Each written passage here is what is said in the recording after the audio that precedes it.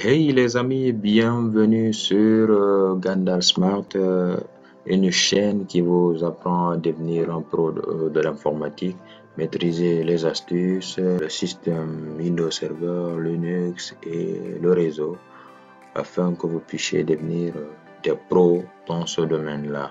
Aujourd'hui, on va voir ensemble comment installer le système Kali Linux, un système célèbre dans le milieu du piratage. Il est très connu et il est parmi les meilleurs systèmes en ce temps en matière donc, de sécurité réseau, de test, de pénétration système. Ici, en guise d'exemple, pour une petite compréhension des choses, on va l'installer avec un virtualiseur connu qui est le Workstation. Voilà, donc moi j'ai le Workstation Pro 15 qui est là. Donc je l'ai démarré et pour l'installation, la première étape, c'est l'installation, la création de la machine virtuelle. Et donc, pour ce faire, on va cliquer donc, ensemble sur Create a New Virtual Machine. Donc, la signification, vous le savez déjà, il faut maîtriser un peu l'anglais technique pour être un bon informaticien. Donc là, je clique, je choisis I will install the operating system later, donc l'installation plus tard. Pour le moment, on ne fait qu'installer la machine virtuelle. Et donc, ici, on choisit le type de système Linux et la version Debian, comme je l'ai dit sur mon tutoriel sur le site. On continue sur Next et là, vous pouvez choisir le nom de votre machine virtuelle. Donc, moi, je choisis Kali Linux. Et ici, c'est la localisation, l'emplacement de votre des fichiers de votre système. Donc il est dans le bureau. Je le laisse par défaut puisqu'il y a de l'espace. Je clique sur Next et là c'est la taille. Donc on peut augmenter. Voilà, je prends 25 Go, c'est suffisant puisque c'est une machine virtuelle. On peut augmenter. Voilà, selon la taille de notre disque. Next et Finish. Voilà. Nous venons de créer notre machine virtuelle. Et attaquons la deuxième étape. La deuxième étape consiste à choisir l'ISO. Donc là, vous cliquez sur CD/DVD. On va aller sur cette fenêtre-là, cliquer sur Use ISO, Browse. Nous allons choisir Kali Linux. Et moi, j'ai la version Lite et qui est donc une version 2018. Je vais choisir cette version. Voilà, et ça c'est la taille du disque, le processeur est à 1, la mémoire, donc on peut augmenter la mémoire en giga, d'accord, 1024, et voilà, on va vérifier tous les paramètres. Le network, ça c'est la configuration réseau. Je choisis le bridge, ça c'est le pont qui permet de relier votre machine à une autre, voilà, donc je valide par OK. La deuxième étape est terminée. On va attaquer la troisième étape qui consiste à démarrer notre machine. Donc, on va cliquer sur Power in this Virtual Machine. D'accord? Et ensuite, notre machine va démarrer et vous allez voir que l'interface va s'afficher et on va choisir notre type d'installation, graphique ou minimal. C'est comme dans ma vidéo sur Windows Server. Vous avez le choix, soit avec voilà, la version live comme vous le voyez, voilà, ou installer en mode graphique. Pour les débutants, je vous conseille d'installer en mode graphique. Qu'est-ce qu'on va voir ici pour nous familiariser un peu avec Kali Linux. Donc vous choisissez graphique à l'install, vous validez entrée et votre système va ensuite démarrer. Voilà, donc l'extraction des fichiers, le montage des disques, tous ces éléments-là se font à l'interne et on va choisir la langue de l'installation. Je choisis français, je continue. Donc on va patienter un peu selon la vitesse de votre machine et là le système va s'installer. Voilà, donc on clique sur continuer et ici on nous dit de configurer nous-mêmes le réseau, d'accord? Donc, soit vous avez ici les deux méthodes. Vous configurez vous-même le réseau. Donc, dans ce cas, vous cliquez sur Continuer. Vous mettez l'adresse IP de votre serveur ou de votre machine. Ou vous continuez l'installation jusqu'à la fin. Ensuite, vous mettez l'adresse IP. D'accord? Puisque nous sommes dans une installation virtuelle, donc on va finaliser notre configuration. Ensuite, on va revenir sur voilà, tous ces éléments, donc lorsque l'installation sera terminée, d'accord? Donc vous voyez ici les différents éléments, les utilisateurs et le mot de passe. Donc on va faire cela. Donc on nous demande ici le mot de passe du super utilisateur.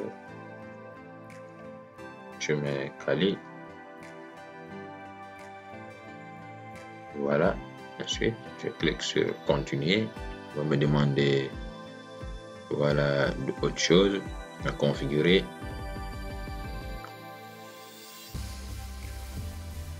Voilà, donc là c'est terminé. Donc il n'est pas configuré le réseau maintenant, on continue. Le nom de la machine, donc c'est Kali Linux, il n'y a pas de souci, donc vous pouvez changer à votre guise. Ok, moi je laisse sur Kali et je clique sur Continuer. Ah, le partitionnement c'est quelque chose de très important. Je l'ai dit dans mon article sur mon site gandarsmart.com. Et le partitionnement permet donc votre système de mieux classer son système de fichiers. Vous savez, il y a des fichiers système, il y a des fichiers standards qui sont, voilà, c'est comme Windows, vous avez des programmes à l'intérieur, Windows, il y a l'utilisateur, ainsi de suite. Donc, en utilisant les commandes, par exemple, sur Linux, en tapant les commandes, vous avez besoin d'utiliser des chemins, les chemins d'accès. Donc, /dev, /bin, ainsi de suite. Il y a des fichiers de configuration, il y a des fichiers spécialement pour les commandes. Et ces commandes-là sont dans un système de fichiers. Tout ça, c'est-à-dire, ce sont des éléments classés à l'intérieur de la machine. Ici, configuration là, vous allez faire une configuration manuelle. Donc vous allez sur la taille de votre système. On vous demande faut-il créer. Donc on va faire je vais faire une petite démonstration de partitionnement. Sinon on peut utiliser voilà un seul disque et on continue l'installation. Le partitionnement regorge 3 éléments essentiels. Le premier élément c'est la racine. Donc la racine c'est le slash. Le deuxième partitionnement, c'est le /home et le troisième, c'est le swap. Donc, le deuxième, le /home, est dédié aux utilisateurs, le troisième à la RAM. Et l'autre, c'est la racine où tous les fichiers sont rattachés. Donc, on choisit espace libre. Donc, créer une nouvelle partition, d'accord? Donc, on clique sur continuer. Et là, on va diviser, c'est-à-dire subdiviser notre partition en plusieurs autres partitions. Donc en 3 partitions, voilà. Et la première partition racine est supérieure ou égale à la deuxième partition qui est la partition /home. Voilà, je prends 16 pour la première partition. Donc ça c'est la partition racine, d'accord? On clique sur continuer. Ok. Donc fin de paramétrage. Pas de souci. On clique sur espace libre toujours, nouvelle partition, on va créer notre deuxième partition qui doit être égale ou donc inférieure à la première partition.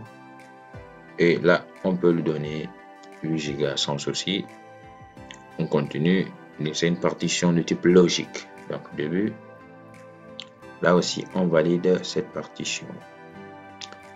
Et enfin, la troisième partition, la dernière, c'est la partition swap. Donc, on prend tout le reste, on lui donne. La partition swap est égale à 2 fois la RAM. Et lorsqu'on installait le système, on avait 1 Go de RAM, d'accord? 2 fois les 1 Go, ça donne les 2 Go. Voilà, c'est tout bénef. On clique sur continuer, partition logique. Voilà. Et là, on va modifier notre partition. On va cliquer sur autre choix et on va définir nous-mêmes le nom de la partition, c'est swap. Voilà, on valide, pas de souci. Et fin de cette partition. D'accord. Et là, on peut continuer tranquillement notre installation parce que là, nous avons fini l'installation. Donc, terminer les changements et appliquer ces changements-là. D'accord. On dit, vous souhaitez revenir sur le menu de partition. On clique sur non, puisque nous avons déjà fini notre partition. Et voilà, vous êtes tranquille. Faut-il appliquer les changements sur les disques? Vous dites oui. Vous avez vu, les 3 partitions sont là avec l'extension 4.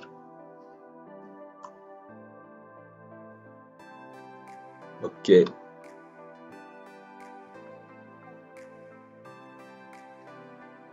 Installation de système. Voilà, donc on vous demande, faut-il utiliser un miroir sur le réseau? Vous dites non. Et on continue. Voilà, terminer la configuration des paquets. L'ensemble de nos fichiers sont déjà installés sur les différentes partitions. Voilà, donc on a dit installer le problème de démarrage groupe d'amorçage. Vous laissez sur oui et vous continuez. Vous choisissez donc le /dev sd. Voilà, et on clique sur oui. L'installation du programme va continuer et nous sommes vers la fin de l'installation du système.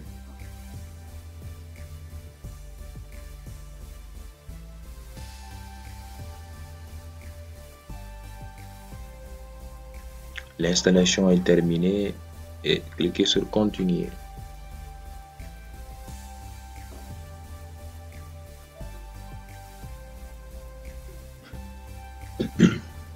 Voilà, bientôt fin de l'installation et notre système Kali Linux va bientôt démarrer avec son interface graphique. Et le système va charger les fichiers, la mémoire et ainsi de suite. Et voilà, Kali Linux donc est installé. On nous demande de nous connecter. Comme tout système, on vous demande d'abord de vous connecter. Et voilà le nom d'utilisateur ici est le root. Donc, on se connecte en tant qu'administrateur et vous mettez votre mot de passe pour vous connecter.